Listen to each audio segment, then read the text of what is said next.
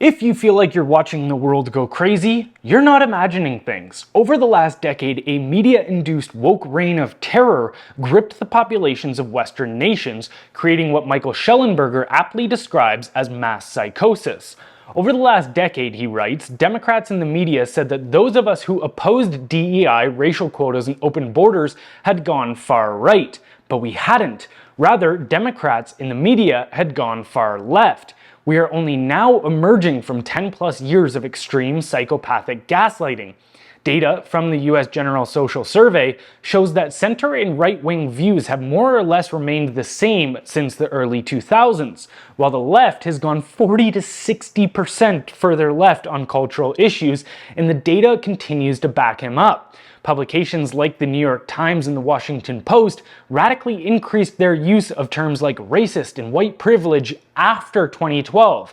As Schellenberger notes, the media did this. The mass brainwashing came from college-educated elites in control of the most powerful propaganda machine in world history.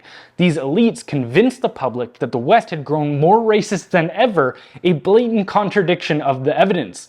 While the public was distracted by these manufactured culture wars, governments exploited the chaos to consolidate power. Authoritarianism, spiraling debt, and economic devastation were the crippling costs of this deception. Schellenberger describes the consequences bluntly.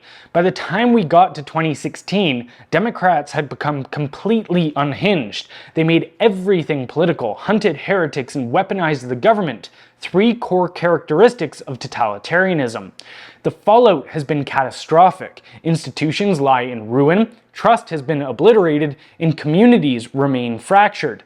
This wasn't a mere political misstep. It was ideological warfare, orchestrated to divide and dominate. As the fog begins to lift, the question looms. Have we learned enough to prevent the next wave of fear-mongering and manipulation? Or will we put the blinders over our eyes and allow the mass brainwashing to continue with new faces in the same tactics?